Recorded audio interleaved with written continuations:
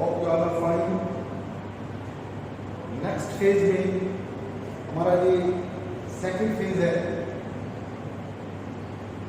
First phase के अंदर हमने पार्टनरशिप फर्म के बारे में डिस्कस कर लिया था।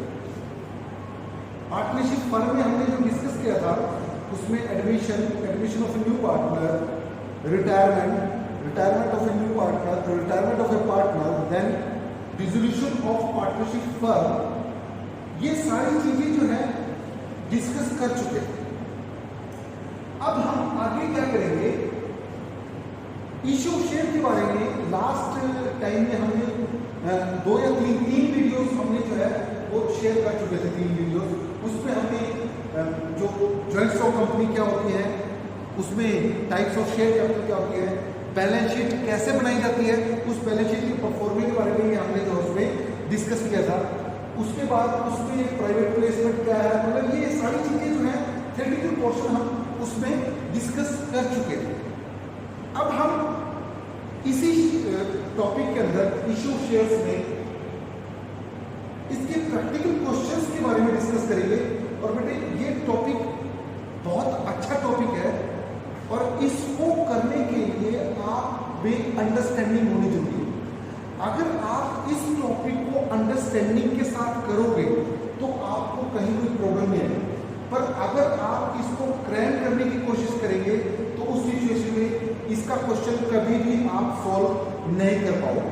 तो इसलिए कोशिश करना कि हम इस टॉपिक को अंडरस्टैंड करने की कोशिश करें। वैसे तो देखो सभी टॉपिक्स जरूरी है कि आप जो है वो अंडरस्टैंड करो, पर ये टॉपिक जो है टेक्निकल टॉपिक है और इसकी अंडरस्टैंडिंग जो है वो बहुत जरूरी है। उसी सीरीज में आज हम पब्लिक सब्सक्रिप्शंस ऑफ शेयर्स और प्रिलिमिनरी एक्सपेंसेस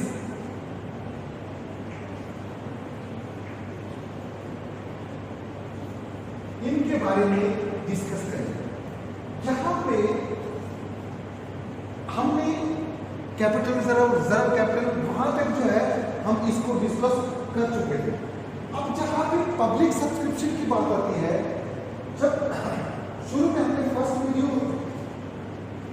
बनाया था, फर्स्ट वीडियो में डिस्कस किया था कि जो कंपनी जो है वो 2 टाइप की है, प्राइवेट कंपनी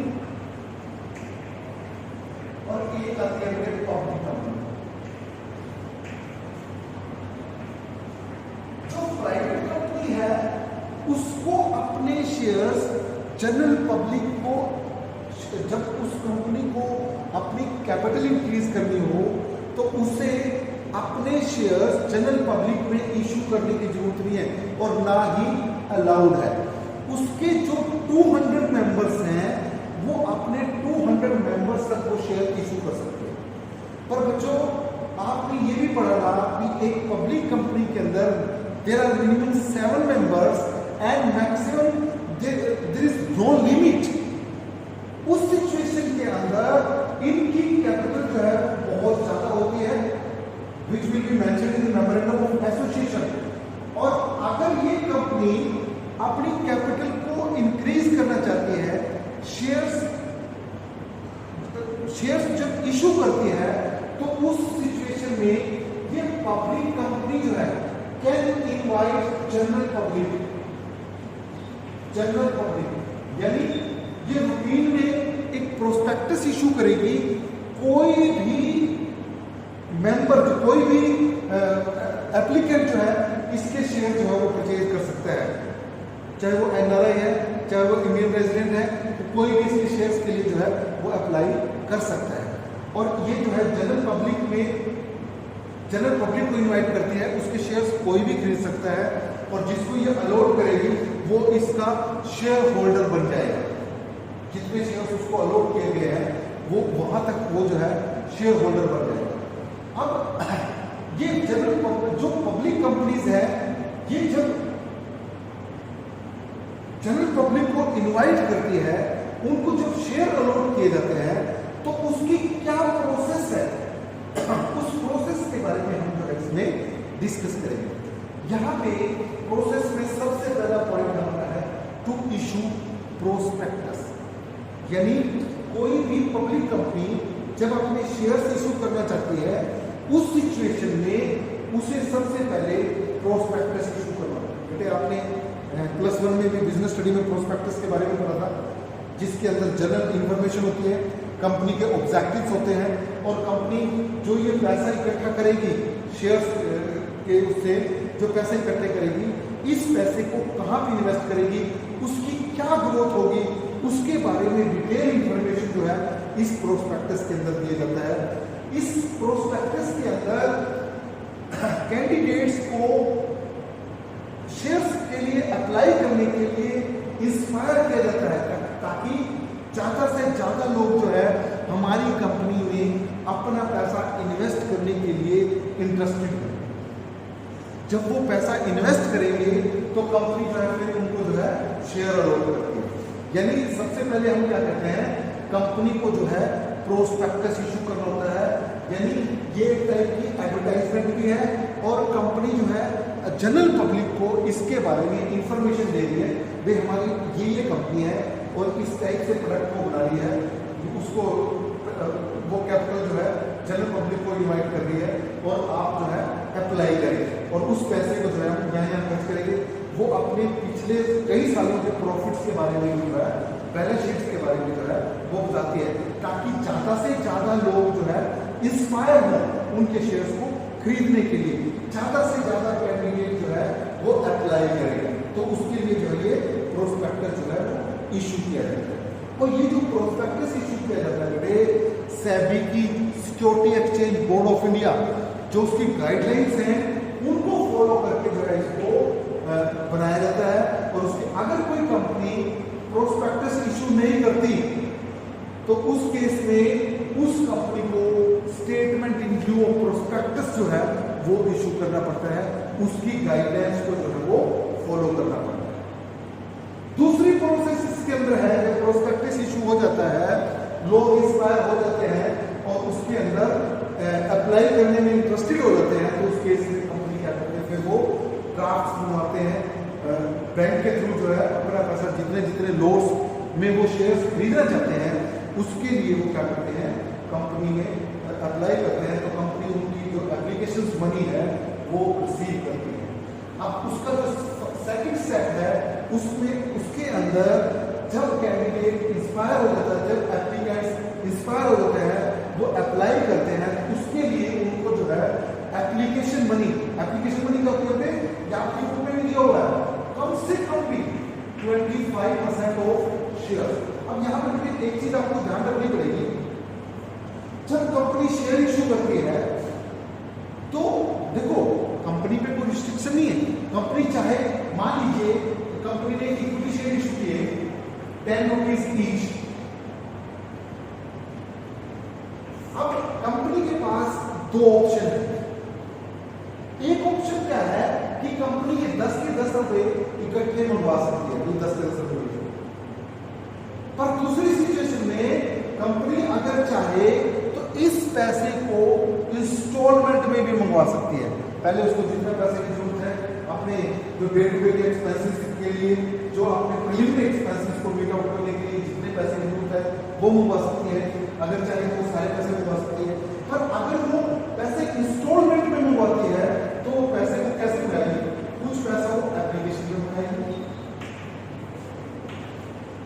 कुछ पैसा फिर वो जब उनको शेयर अलॉट करेगी अलॉटमेंट में मंगवाएगी, उसके बाद वो जो है कॉल्स पे पैसा मंगवाएगी। कॉल्स ये जो है एक कॉल्स पे हो सकती है, वो हो सकता है 2-3 कॉल्स पे भी पैसा मंगवाएगी। मतलब जैसे कंपनी की सिचुएशन है, जैसे कंपनी की कंडीशन है, कंपनी उस हिसाब से अपने पैसे जो है मंगवा सकती है। पर ये कंपनी के लिए रिस्ट्रिक्शन है कि कंपनी कम से कम 25% यानी 10 रुपए का जो 25% है वो 2 रुपीज 50 पैसा है, कम से कम इतना पैसा तो कंपनी को एप्लीकेशन के टाइम मंगवाना ही मंगवाना पड़ेगा, इससे कम नहीं मंगवा सकते। अब जो एप्लीकेंट्स जो इंस्पायर हुए थे लोग, उन्होंने अप्लाई किया और एप्लीकेशन के लिए 2.5 रुपये पर शेयर के हिसाब से उन्होंने पैसा जो है वो कंपनी के शेड्यूल्ड बैंक में, जो कंपनी ने उस बैंक का मेंशन किया है भाई इस बैंक के थ्रू जो है हमें मनी भेजिए, वो उन्होंने जो है मनी भेज दिया। उस उसके बाद जब कंपनी के पास वो सारा पैसा इकट्ठा हो जाता है तो कंपनी फिर क्या करती है, थर्ड स्टेप पे आती है कंपनी टू मेक अलॉटमेंट। अब कंपनी उनको क्या करती है, उनको शेयर्स की अलॉटमेंट करती है। अब ये जो अलॉटमेंट है ये भी डिपेंड करता है सिचुएशन पे। मैं एक एग्जांपल देता हूँ, सपोज एक्स लिमिटेड कंपनी है, उसने 10,000 के लिए पब्लिक को इनवाइट किया, 10,000 इक्विटी शेयर्स के लिए पब्लिक को इनवाइट किया और एप्लीकेशन जो है, अब जरूरी नहीं है, यहां पे आपको थोड़ा सा क्लियर करने की जरूरत है। वो जो एप्लीकेशन मनी है, 3 सिचुएशन में आपके पास वो एप्लीकेशन मनी रिसीव हो सकती है। कौन कौन सी सिचुएशन है? एक है fair application money, fair subscription. Fair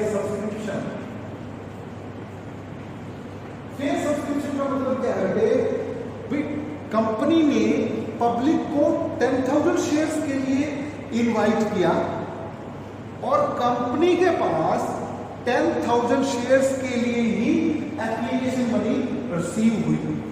इसका मतलब है फेयर सब्सक्रिप्शन, यानी कंपनी ने जितने पैसे मंगवाए थे उतने ही पैसे कंपनी के पास, उतने ही लोगों ने कंपनी में जो है अप्लाई किया, न ज्यादा नहीं न कम। उसको बोलते हैं फेयर सब्सक्रिप्शन। एक सिचुएशन ये हो सकती है अंडर सब्सक्रिप्शन। इसका मतलब क्या होता है?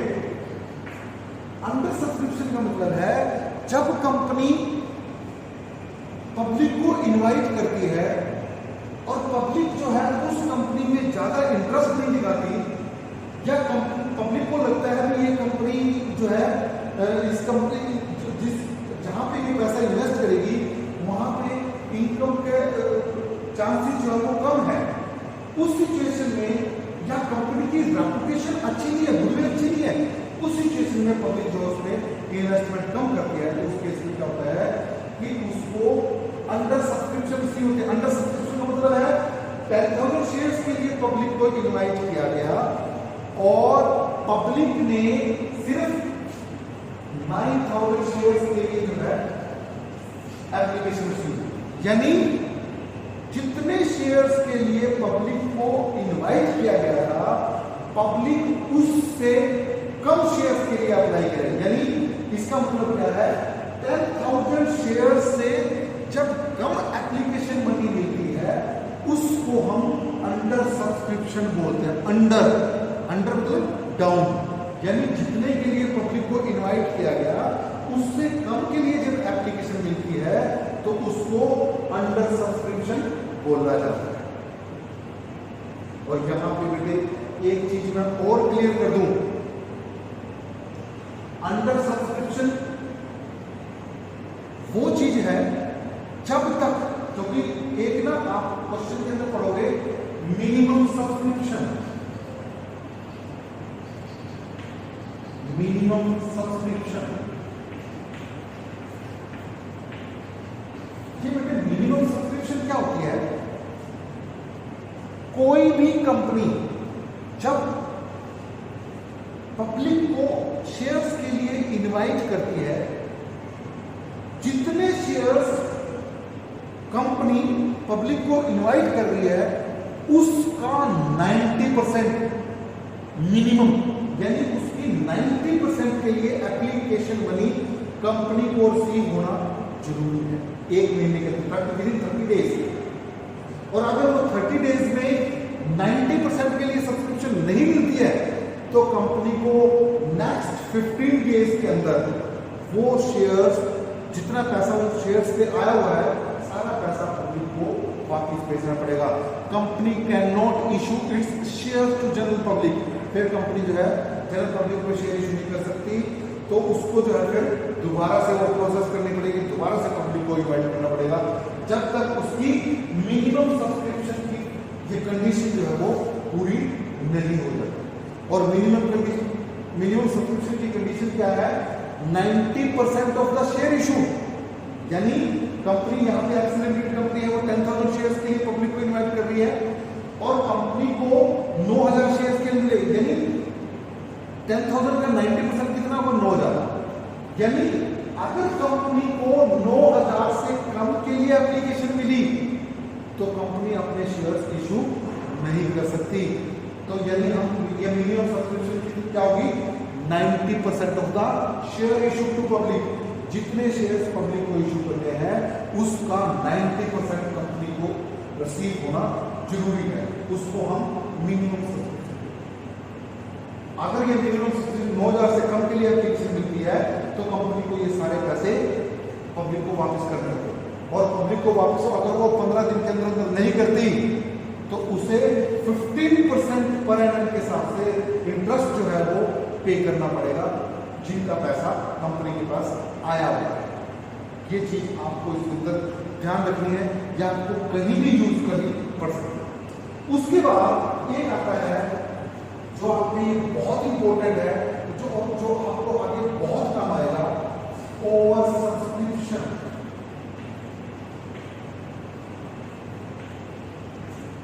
यहां पे ओवर सब्सक्रिप्शन का मतलब उल्टा है, अंडर सब्सक्रिप्शन से उल्टा।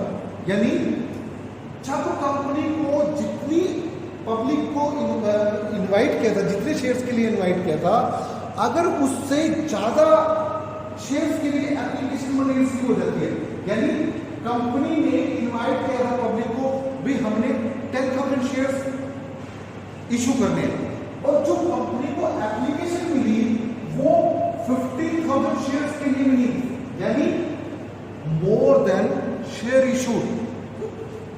जितने कंपनी ने शेयर इशू करने हैं उससे ज्यादा के लिए जब एप्लीकेशन मिलती है तो उसे ओवर सब्सक्रिप्शन बोलते हैं। और इस ओवर सब्सक्रिप्शन को हमने क्या करना है, कंपनी कभी भी जितने शेयर्स इशू करने की परमिशन ली हुई है उससे ज्यादा शेयर्स कभी भी इशू नहीं कर सकती। कंपनी मैक्सिमम 10,000 शेयर्स इशू कर सकती है, इससे ज्यादा ऐसा नहीं है कि कंपनी को एप्लीकेशन 15,000 के लिए मिली, वो सोचे चलो 5,000 और शेयर लो फिर मार्केट में पब्लिक को इशू करो, ऐसा कभी नहीं कर सकते। उसको कैपिटल ऑफ कंट्रोलर इशू से परमिशन लेनी पड़ती है, उसके बाद वो शेयर जो है इशू कर सकती है, और ये पैसा जो है अपने जो प्राइमरी जो एक्सपेंसेस को मीट आउट करने के लिए उनमें जो है वो यूज करती है। तो जितनी उसको पैसे की जरूरत होती है उतने शेयर शुरू में जो है वो कंपनी इशू करती है। अब कंपनी जो है 15,000 शेयर के लिए कंपनी को एप्लीकेशन मिलती है जनरल पब्लिक से, और कंपनी ने सिर्फ 10,000 शेयर ही इशू करने हैं, तो ऐसी सिचुएशन में कंपनी के लिए ये जरूरी है कि जो एक्स्ट्रा 5,000 की एप्लीकेशन मिली है, 5,000 शेयर्स की जो एक्स्ट्रा एप्लीकेशन कंपनी को मिली है वो पैसा कंपनी को रिफंड करना पड़ेगा। वो जब हम जनरल एंट्रीज पढ़ेंगे नेक्स्ट वीडियो के अंदर तो उसके अंदर बताऊंगा आपको किस प्रकार से उस पैसे को जो है वापस करना है। और ये जो अलॉटमेंट की एंट्री है यही बस मेन है, बाकी सारी एंट्रीज में अमाउंट में जो है इतनी दिक्कत नहीं आएगी जितनी जो है इसके अंदर आपको जो है वो पड़ेगी। और अगर आप इसको अच्छी तरह से समझ के कर लोगे तब आपको 1% की दिक्कत जो है वो नहीं आएगी, बिल्कुल 100% आपको क्लियर होगी।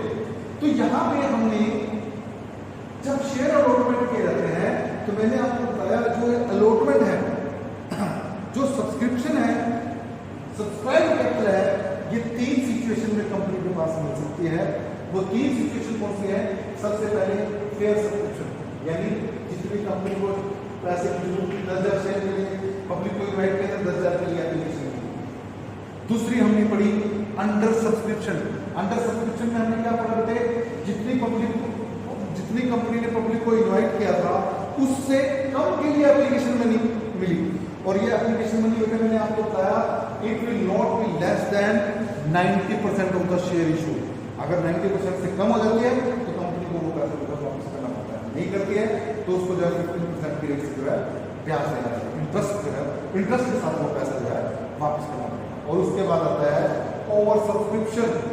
ओवर सब्सक्रिप्शन में तो मैंने बताया जब उसको जितने के लिए पब्लिक को इनवाइट किया उससे एक्सेस एप्लीकेशन मनी मिलती है, तो जितनी उसको एक्सेस मिले उस पैसे को या तो कंपनी वापस कर देती है या फिर उनको जो है आगे उनकी फर्दर जो है ट्रीटमेंट करती है, या उनको जो है प्रो राइट अलॉटमेंट कर देती है, नहीं तो उनको जो है लेटर ऑफ रिग्रेट भेज देती है, we sorry we could not issue you shares, तो उस सिचुएशन में हम जो है इसको ध्यान रखेंगे। तो इस चीज का आपको जो है इसके अंदर ध्यान रखना पड़ेगा। अब यहाँ पे उसके बाद नेक्स्ट चीज आती है आपकी टू मेक कॉल्स। अब कंपनी क्या करती है, जब कंपनी शेयर्स इशू कर लेती है तो उस सिचुएशन में जब कंपनी के पास सब्सक्रिप्शन रिसीव हो जाती है तो फिर उनको जो है अलॉटमेंट करने के बाद कुछ पैसा वो अलॉटमेंट पे मंगवाती है और फिर जो है वो कॉल्स मंगाती है। मैंने आपको बताया था भी पैसा जो है इंस्टॉलमेंट में लगाया जाता है, कुछ पैसा एप्लीकेशन पे, फिर कुछ पैसा मान लो ढाई पे कंपनी ने अलॉटमेंट में लगा लिया, उसके बाद कंपनी के पास 5 रुपए बच गए। कंपनी ने क्या किया, कंपनी चाहे तो एक कॉल कर सकती है, यानी उसने फर्स्ट एंड फाइनल कॉल 5 रुपए में, या कंपनी इसकी जगह कंपनी ये भी कर सकती है first call 3 rupees and second and final call 2 rupees. इस तरीके से वो इंस्टॉलमेंट में पैसा जो है मंगवा सकती है। फिर कंपनी जो है जब उनको शेयर इशू हो जाएंगे वो अलॉटमेंट के बाद कंपनी जो है उनसे कॉल्स जो है कॉल्स मनी मंगवाई जाती है। अब ये जो कॉल्स मनी है, अब जब कंपनी एप्लीकेशन पे इनवाइट करती है, फिर उनको अलॉटमेंट पे कुछ पैसा मंगवाती है, फिर उनसे कॉल्स पे पैसा मंगवाती है, इनका जो ड्यूरेशन है बेटे एकदम ऐसा नहीं है हर दूसरे दिन वो पैसा मंगवा ले, कम से कम, ज्यादा नहीं तो कम से कम 1 महीने का टाइम पीरियड इसके अंदर जरूर। तो ये सारा जो प्रोसेस है आपको इसके बारे में पता होना चाहिए। नेक्स्ट लेक्चर के अंदर हम क्या करेंगे कि इनकी जनरल एंट्रीज के बारे में हम आपको डिस्कस करेंगे और जनरल एंट्री को किस प्रकार से करते हैं उसके बारे में हम जो है वो डिस्कस करेंगे। होप ये सारे क्वेश्चन जो है अभी क्वेश्चन ना करना, इसकी थ्योरी पढ़ना, थ्योरी को इसको अच्छी तरह से डिस्कस करके उसके बाद हम इसमें डिस्कस करेंगे। Thank you.